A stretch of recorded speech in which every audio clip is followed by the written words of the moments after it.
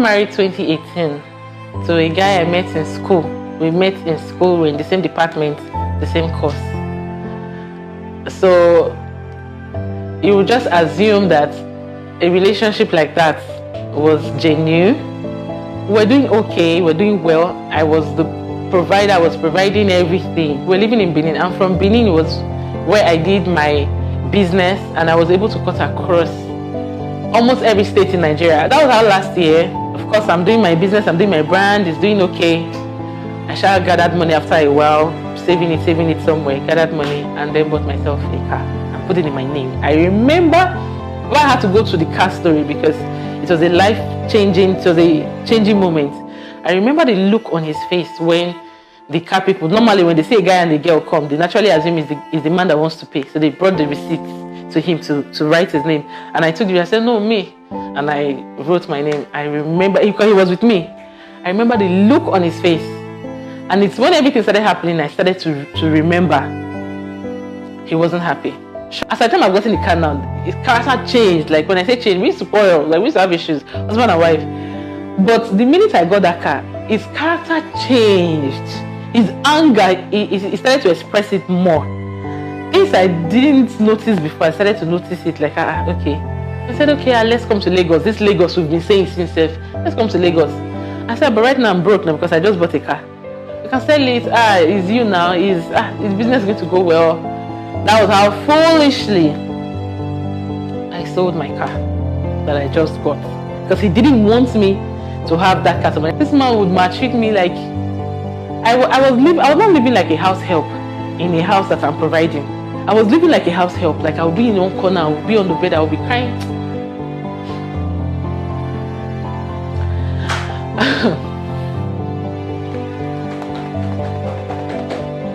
Like this guy would say horrible things that he has never said before. He would say horrible things to me. He would break me down, break me. I was still trying to be strong. December last year was when I finally stopped bringing income.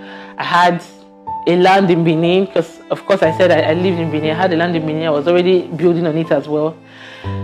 Let me just find a way to sell it and clear my girls that I'm owing online and clear some debts that are on the floor.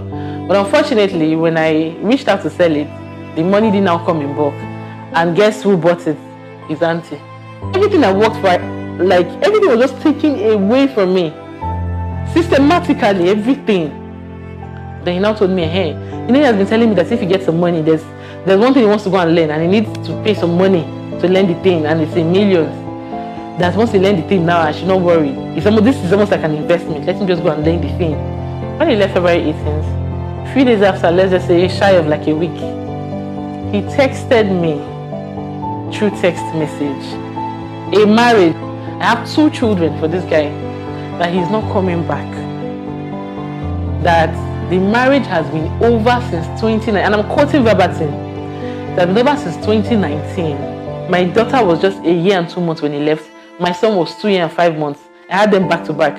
So the stress is so much. I would message him, beg him, like what happened? Like, okay, you had all this in your mind and you could not tell me to my face. You had to wait. This is cowardly. You had to wait to travel and then text me. Okay, where do you want me to go now? How do you want me to start from? I'm not working currently. I have no income coming in. I'm left with these 2 children. I thought my world had crumbled when he sent the message. The message was just the beginning of how my world started to crumble. Like, I would message him, tell him no food, nothing. Sometimes this guy will send 2,000 naira. Yeah. From Face of Beauty Nigeria, that I was earning millions, to 2,000 for 2 children plus myself. Many times, like that 2 days, I will go 2 days straight and I won't eat. I don't want to talk about this problem. I won't eat. Because of course, if you send me 2,000, sometimes you send 5,000. The first thing I'm thinking is diaper, wipe, children's food. I can't buy adult food from it. And with the state of the country, how much adult food would I buy? I won't eat. Like, I will go a whole day, and then the next day, then if I want to eat like in the evening, There are times this same person that the messages he started to send me and the things he was saying to me, if I wasn't even strong small, I swear I would have slept on the road. Sometimes I would be so hungry, I would just message him. Somebody has said I will not message, please, I'm hungry. Then he would send me 2,000, sometimes 5,000. My son was lying down on this chair. This thing fell on him. It has been falling, the room has been falling. You see, they are locked. If I show you, the house has been leaking. I was supposed to have left since, but there was no money. Then it now came to jam the quick notice they gave me. There was no money as well. My children will get sick because the house is leaking, it has molds. They will get sick every week. I would treat every week. I had no choice than to go and be staying with my neighbor. It's just too much. Like him living here, man, it has changed. It has changed my life. Like sometimes my son will be like, I want daddy, I want my daddy. Like that's the most, out of everything, that's the most heartbreaking thing. And then he will say, I want my daddy, I want my daddy. Even yesterday, he still said, I want my daddy. Sometimes I'll say, oh, that is Jesus. He will say, no, like all those things breaks my heart so much. When I had 10 days, I didn't have a choice anymore. I have 2 children that are depending on me to put a roof over their head, to feed them, to take care of them. I didn't have a choice anymore. Their father has told me, plain back. And I told him, why are you always waiting to the dying minute when I have no hope to do this kind of thing to me? Like, why do you hate me so much? Give me quick notice since when I did not pay, I did not leave.